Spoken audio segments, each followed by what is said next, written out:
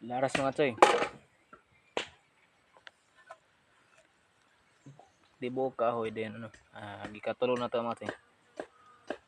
So gabas sa yagi na mga choy.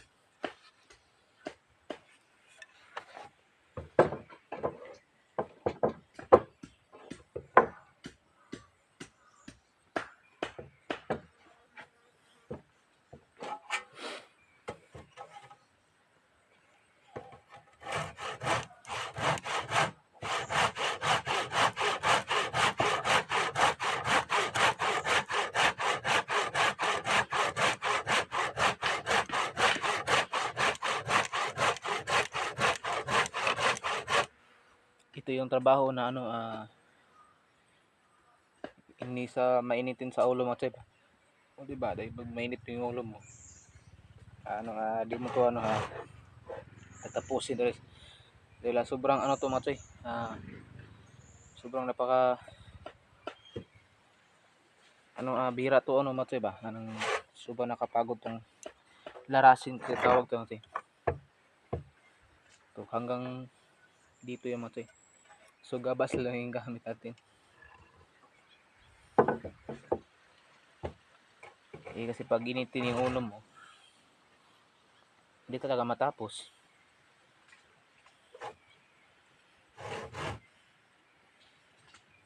Kasi sa amin dito,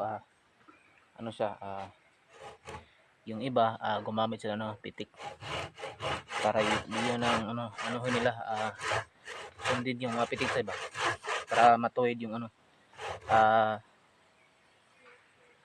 para matuwid yung natin ba, yung gabas matuwid.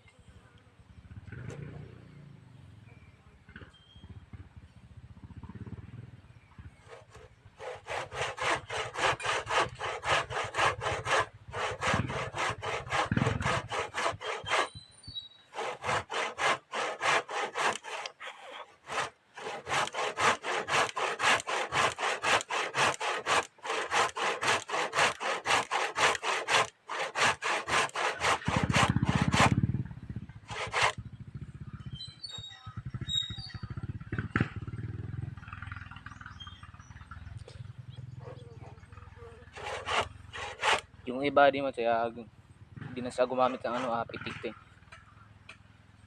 pitik. Yung mga expert sa iba,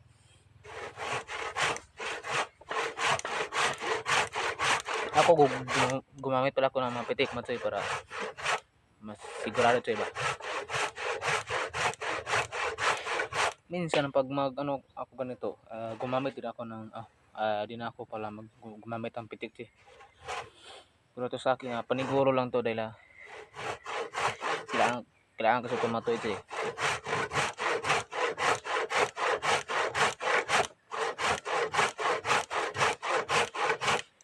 pag biglain mo ng paglaras, siya mo magtakilid siya mate, lalo na pa yung lagari mo na medyo tapingig yung pagka limbas mga tay. Yun.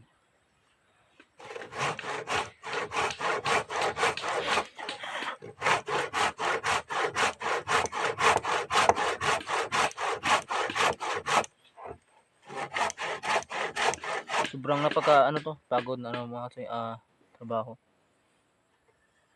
Dahil laras-laras ka mga tay ba. Pikasin mo to dalawa yung ko tay. Dalawa yung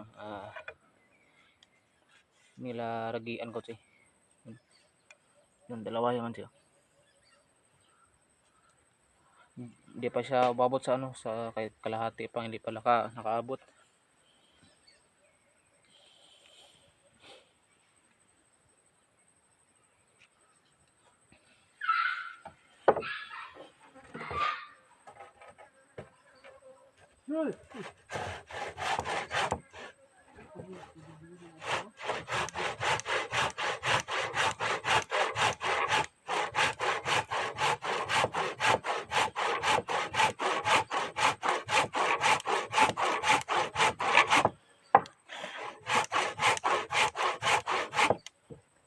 Pag ako naglagari matsoy, binabalik baliktad ko no yung ano pinalagarian ko Choy, para masunod talaga yung ano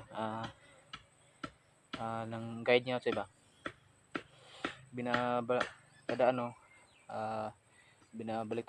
baliktad ko yung ano yung pagkalagari Choy, para masunod talaga yung ano natin yung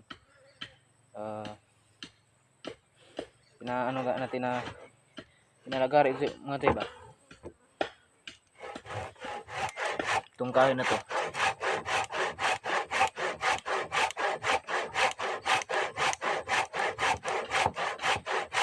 so shout out sa ating mga ano dyan sa ating mga solid viewers.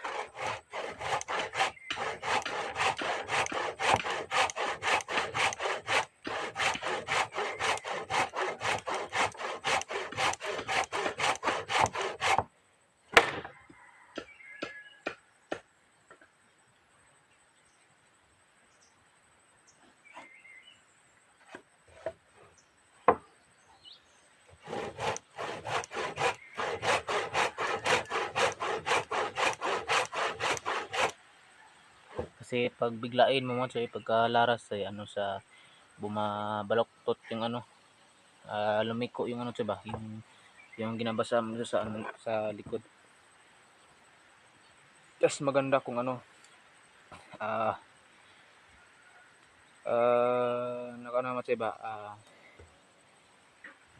ang tawag doon silipin mo paminsan-minsan Choy ba, para di talaga mo tagilid dito sa may likod.